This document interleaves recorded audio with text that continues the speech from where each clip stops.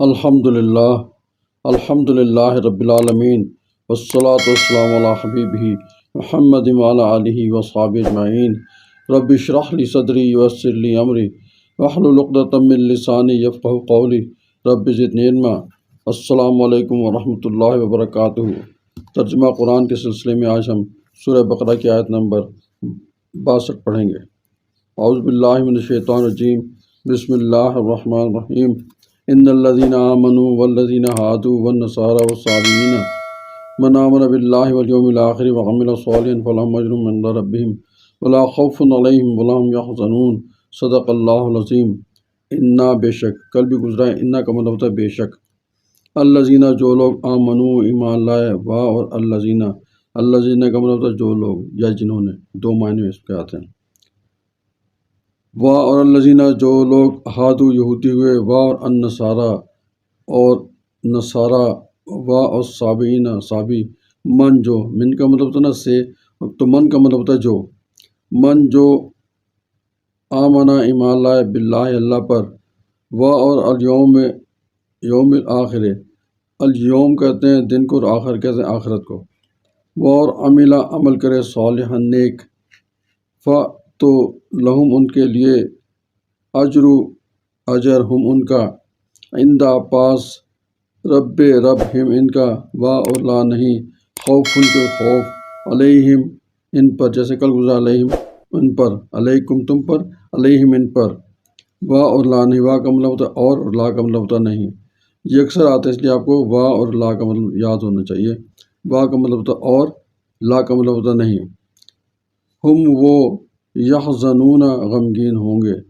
یہ اللہ تعالیٰ جو ہے یہود مدینہ کو جو سلسلہ تبلیغ چل رہا ہے ان کو بتا رہے ہیں کہ بھائی تمہارے باوجود نے جو غلطیاں کی تم ان کو مت دہرانا، اور جو ایمان لائے گا چاہے یہودی ہو، عیسائی ہو، صابی ہو، کوئی بھی ہو، تو اس کو جو ہے اس کے ایمان کا جو ہے وہ اللہ تعالیٰ اجر عطا فرمائیں گے۔ اور ایمان لانے کے بعد جو سب سے بڑی بات یہ کہ عمل صالح کرے۔ وہ عمل صالح کون سے ہوتے ہیں؟ جو اللہ تعالیٰ نے جو احکامات ارشاد فرمائے ہیں اور نبی علیہ وسلم نے اس پر عمل کر کے دکھایا، جو آپ کی سنت مبارکہ جس طریقے سے آپ نے بتایا، وہی عمل صالح، اس کے علاوہ کوئی عمل صالح نہیں ہے۔ تو اس طریقے سے اگر تمہارے آباء و اجداد نے غلطیاں کی ہیں تو تم اس غلطیوں کو مت دہراؤ۔ اور ایمان لانے کے لیے جو ہے وہ کوئی ایسا نہیں ہے کہ بھئی وہ ہم کسی خاندان یا قبیلے سے ہیں یا کسی قوم سے ہیں، اس میں کوئی بھی تخصیص نہیں۔ جو بھی کوئی ایمان لائے گا، منع جو بھی ایمان لائے گا، چاہے یہودی ہو، عیسائی ہو، صابی ہو، ستارہ پرست ہو، کسی بھی قسم کا کوئی بھی ہو، تو وہ اللہ پر ایمان لے کر آئے، اللہ کے رسولوں پر ایمان لائے، اللہ کی کتابوں پر ایمان لائے، اللہ کے فرشتوں پر ایمان لائے۔ یہ ایمان جو ہے ایمان بالآخرت ہے۔ ان میں سے کسی ایک کا بھی انکار کرے گا، کسی ایک نبی کا انکار کرے گا، کافر ہو جائے گا، کسی ایک کتاب کا انکار کرے گا، کافر ہو جائے گا، اور فرشتوں کو بھی نہیں مانے گا تب بھی کافر ہو جائے گا۔ ان سب پر ایمان لانا جو ہے نا بہت ضروری ہے، کیونکہ سورہ بقرہ میں بھی آتا ہے نا کہ آخر رکوع میں ان سارے کی جو ہے تفسیر ہے کہ کوئی ایمان کس کو کہتے ہیں۔ اور آخر پر ایمان لانے کا یہ مطلب ہے کہ وہ جو برائیاں کر رہا ہے وہ اس سے برائیاں چھوٹیں گی، نیکی کا وہ اس کے اندر جذبہ پیدا ہوگا، اسے پتہ ہوگا کہ بھئی اگر میں نیکی کروں گا تو اللہ تعالیٰ مجھے جنت میں جگہ عطا فرمائیں گے، اور اگر میں کوئی برائی کروں گا تو مجھے اس کے ساتھ جہنم میں جلنا پڑے گا۔ اور اس کو پھر یہ ہے کہ اللہ تعالیٰ نے آگے دو انعامات، دو باتیں ارشاد فرمائی ہیں کہ لا خوف علیہم ولا هم یحزنون۔ جو ایمان لے آئے گا تو اس کو پھر آنے والے وقت کا خوف جو ہے اللہ تعالیٰ سے اٹھا لیں گے، اور جو سے گزشتہ جو سے گناہ سرزد ہوئے ہیں اللہ تعالیٰ وہ بھی معاف فرما دے گا۔ اس کو جو نہ آنے والے وقت کا خوف ہوگا، نہ گزرے وقت کا جو کوئی حزن اور ملال ہوگا۔